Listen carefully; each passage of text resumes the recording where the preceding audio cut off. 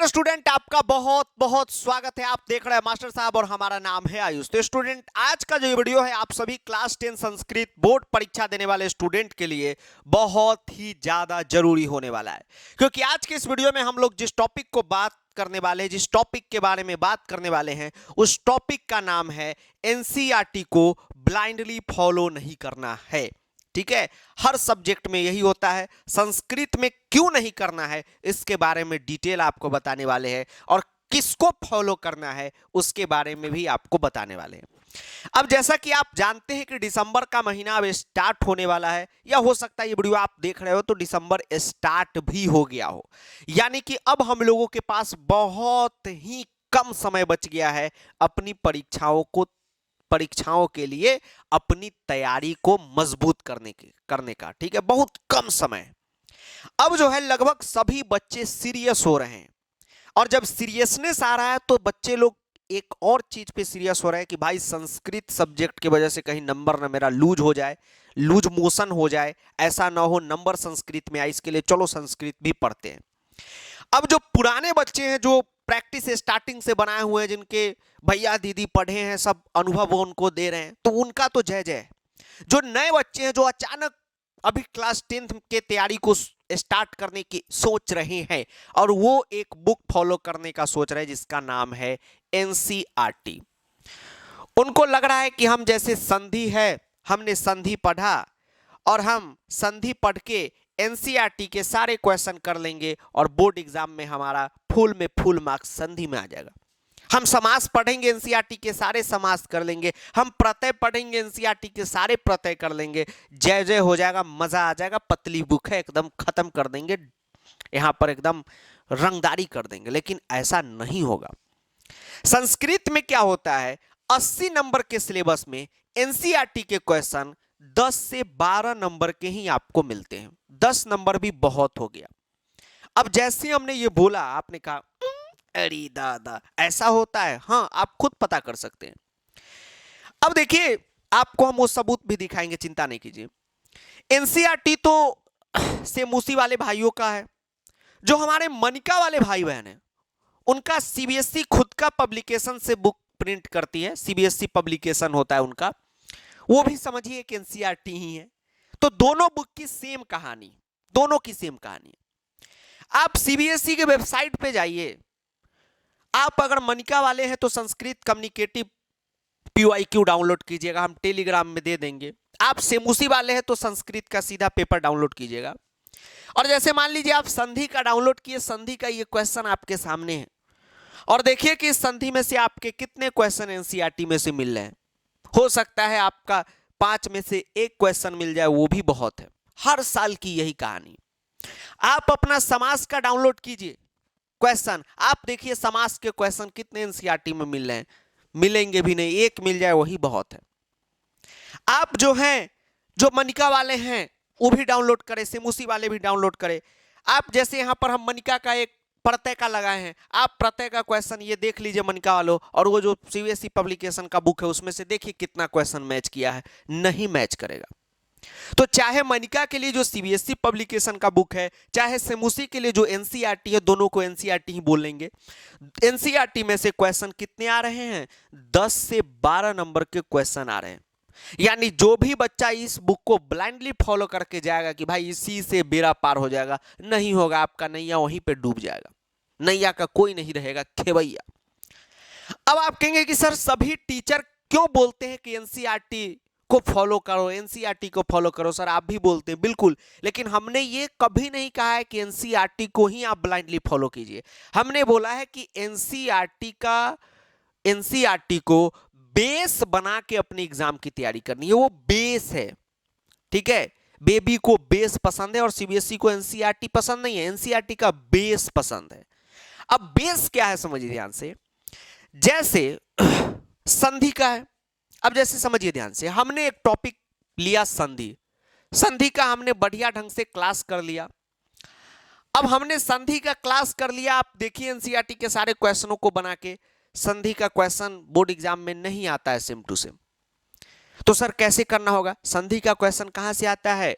जो एनसीईआरटी का सेमूसी बुक का चैप्टर का लाइन है उसमें का वर्ड आता है। मनका वालों का जो मनका बुक है उसके चैप्टर के बीच में जो लाइन का वर्ड है उसका संधि आता है।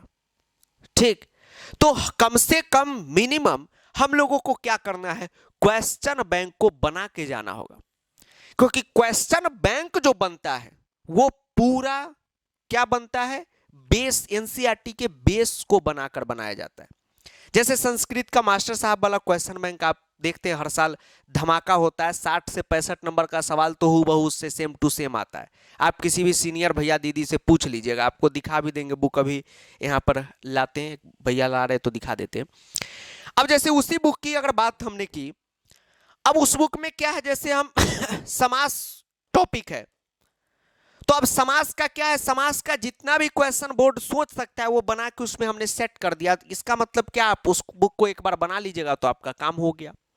तो आपको बुक को जो है बनाना पड़ेगा। तो कभी भी एनसीईआरटी को क्लास 10th के प्रिपरेशन में संस्कृत में ब्लाइंडली फॉलो कीजिए ही नहीं, क्वेश्चन बैंक को फॉलो कीजिए जो सीबीएसई पैटर्न का हो। हम लोग तो लिखते हैं तो सीबीएसई पैटर्न का ही रहता है, इसीलिए सेमूसी का अलग बनाए, मनिका का अलग बनाए। अगर सेलिंग पॉइंट ऑफ व्यू से बनाना रहता है तो डायरेक्ट बना देते। तो कहने का मतलब है कि वैसा हमने नहीं किया, अलग अलग दोनों का कंटेंट तैयार किया, तो एकदम जबरदस्त कंटेंट है, उसी को आप फॉलो कीजिए। एनसीईआरटी पे ब्लाइंडली आपको रुकने नहीं देना है। उसके बाद आप लोग जितने भी बच्चे, दिसंबर का महीना आ गया, एकदम सीरियस हो जाइए। और यूट्यूब पर लाइव तैयारी हम करा रहे हैं, लाइव आके अभी देखिएगा, गेम ओवर नाम से सीरीज लाए थे, 2 क्लास में पूरा ग्रामर फिनिश करा दिए और वो भी एकदम 0 लेवल से। अब बुक कराने वाले, हो सकता है वीडियो आप ज्यादा दिन बाद देख रहे हो तो बुक भी करा चुके होंगे, तो आप जुड़िएगा, उस क्लास से कीजिएगा, 1 शॉट सब अपलोड है। यानी सबसे पहले अभी के समय में क्या है, एक काम आपको करना है, 1 बाय 1 सभी टॉपिक को आप 1 शॉट के माध्यम से, लाइव क्लास के माध्यम से, यानी 1 शॉट के थ्रू, लाइव के थ्रू कंप्लीट कीजिए और क्वेश्चन बैंक को दंदना दीजिए। क्वेश्चन बैंक का बहुत इंपॉर्टेंट है। पहले संधि में 4 रूल पढ़ना है और 2 रूल एक्स्ट्रा में, यानी 4 रूल अभी अगर कोई मिनिमम पढ़े एग्जाम में नंबर आ जाता था, अब 11 रूल पढ़ना है। तो जब तक प्रैक्टिस नहीं होगा याद कहां से होगा? ठीक है, तो एनसीईआरटी को ब्लाइंडली फॉलो नहीं करना है, आराम आराम से हमें क्वेश्चन बैंक बनाना है जिसमें पीवाईक्यू, सैंपल पेपर क्वेश्चन, साथ में जो सीबीएसई का नया क्वेश्चन बन सकता है, एडिशनल क्वेश्चन सब भरा हुआ है, तो उसी को आपको फॉलो करना है। उसके बाद यहां पर जब आपका सिलेबस कंप्लीट हो जाए, अब एक चीज आप सभी को और बताएंगे, अभी दिसंबर के महीने में गलती क्या करते बच्चे लोग, संस्कृत और इंग्लिश में आप सैंपल पेपर का प्रैक्टिस करके नहीं जाते हैं। इंग्लिश में आपको हम बता दें, एग्जाम के दिन क्या होता है कि बच्चा सबका 70 नंबर 60 नंबर का ही पेपर हो पाता है, समय ही नहीं मिलता है, क्योंकि बहुत लिखना है इंग्लिश में, 32-32 पेज जो है लिखना पड़ जाता है किन्हीं किन्हीं को। तो इंग्लिश का भी प्रैक्टिस सैंपल पेपर जरूरी है, जहां से भी कर रहे हैं, जो भी टीचर का कर रहे हैं एकदम कीजिए। और साथ में संस्कृत का भी कीजिए, मनिका के लिए वाला है और सेमूसी के लिए वाला है, आपको पता ही है, इसका कीजिएगा। लेकिन आप कभी भी एनसीईआरटी का क्वेश्चन प्रैक्टिस करके एग्जाम देने मत जाइए, क्योंकि उससे काम आपका नहीं बनेगा जब तक आप क्वेश्चन बैंक को नहीं लगाइएगा। तो ये ब्लू वाला मनिका के लिए इसको लगाना है और ये पीला वाला सेमूसी के लिए इसको लगाना है। पहले दूसरे कलर में आता था, तो जिनके पास होगा उनको दोबारा लेने की जरूरत नहीं है। ये है कि क्वेश्चन बैंक को अगर कोई 3 बार 4 बार बना देता है तो उसका जबरदस्त नंबर आएगा। अब जो है फाइनल आपको एक बात हम बताते हैं जो बहुत जरूरी, एकदम पॉइंट वाली बातें हैं, कि आप सभी बच्चे ये टारगेट में ले ले कि दिसंबर में हम लोगों का जो कोर्स है वो किसी भी तरह समाप्त हो जाए, फिनिश हो जाए। और जब आप सिलेबस को फिनिश कर रहे हैं तो एक एक टॉपिक में आपको चेक लिस्ट करना है। चेक लिस्ट क्या है वो समझिए। सबसे पहले ये देखिए कि टॉपिक का आपने क्लास देखा है कि नहीं। तो हाँ सर, टॉपिक का जो क्लास है वो हमने बढ़िया ढंग से पूरा देख लिया, वेरी गुड। उसके बाद आप क्या कीजिए, जो सिलेबस है उसको देखिए और देखिए कि सिलेबस में जो जो संधि वो पढ़ लिया आपने कि नहीं पढ़ा है तो उसको फिर से पढ़िए, उसको क्लियर कीजिए। फिर आप देखिए कि क्वेश्चन बैंक को आपने सॉल्व किया है कि नहीं, आपने सॉल्व किया है, ओके कीजिए। और फिर इसका जो है आप टेस्ट दीजिए, 10 क्वेश्चन उसमें से लीजिए या सैंपल पेपर से आप उसका टेस्ट दीजिए। और उसके बाद जो भी डाउट है आपका, वो डाउट जो है उसको क्लियर कीजिए, क्योंकि डाउट नहीं रहना चाहिए। डाउट जो रहेगा उसी से क्वेश्चन आता है। तो हमसे तो जो भी पढ़ रहे थे अभी प्रो बैच में, सबका डाउट 1 to 1 क्लियर हो रहा है, ठीक है। जो नहीं पढ़ रहे थे वो भी आप कमेंट करते चलिएगा, आपके लिए भी डाउट क्लास, डाउट सेशन, ऐसे अभी हम गेम ओवर करा रहे हैं तो सारे डाउट उसमें बता रहे हैं, तो डाउट भी आपका दूर हो जाएगा। ठीक है, उसके लिए घबराना नहीं है, सारा डाउट हम एक जगह कलेक्ट करके एक लाइव भी करा देंगे। तो कम से कम हम लोग का ये चेकलिस्ट होना चाहिए, तब जाके जो है हम लोग बेहतर करेंगे। अब संस्कृत में भी पहले वाली बात नहीं है, सिलेबस को बढ़ा दिया गया है, पैटर्न चेंज कर दिया गया है। अब जो सेमुसी वाले भाई बहन हैं उनको पत्र अलग ढंग से लिखना है, मनका वालों का जो है ये कथा लेखनम सब जो है वो सब घुमा फिरा के आधा आधा कहानी जोड़ के अब दे रहा है, तो काफ़ी अब मुकाबला टफ है। अब ये नहीं है कि हम एक रात पढ़ेंगे और खेल कर देंगे, ऐसा नहीं है। अब तो एक रात का भी समय नहीं है, एक दिन का भी संस्कृत में गैप नहीं है, तो सब मामला गड़बड़ हो जाएगा। तो जो प्रॉपर ढंग से, अच्छे ढंग से तैयारी करके जाएगा उसी का जय जय होगा। ठीक। और बाकी जो है बोर्ड बूस्टर बैच के बारे में जो इन्फॉर्मेशन मांग रहे थे कि सर प्रो बैच में तो अब एडमिशन बंद हो गया है, प्रो बैच में इस साल के लिए अब एडमिशन बंद हो चुका है 1 महीना पहले से ही। ठीक है, क्योंकि उसमें सिलेबस कंप्लीट हो गया, तो अब वो रिकॉर्डेड क्लास देख के आपका क्या फायदा। लेकिन जो अंतिम बैच आता है बोर्ड बूस्टर बैच, वो जो है जो दिसंबर के पहले हफ्ता से उसमें क्लास स्टार्ट हो जाता है, वो ज़बरदस्त बैच होता है, फाइनल बैच होता है, उसके बाद नहीं आता है। तो वो बैच जो है मास्टर साहब ऐप पर ऑन हो चुका है, तो उसमें आप एडमिशन जाकर ले सकते हैं।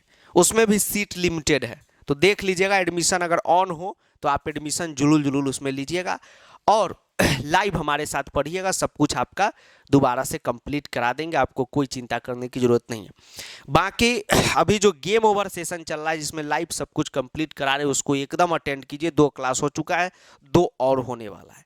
ठीक है, चलिए तो मिलते हैं आपसे बच्चों अगले वीडियो में। और एक बात ध्यान रखिएगा कि टेलीग्राम का जो लिंक है उसमें सब लोग जुड़ जाइएगा, ताकि जो जो जैसे आपको हमने PYQ क्वेश्चन वाला हुआ भी आपको हम देने जा रहे हैं, तो उस सब भी आपको मिल पाए एक्यूरेट, नहीं तो ढूंढते रह जाइएगा, गलत सलत मिल जाता है वेबसाइट पे।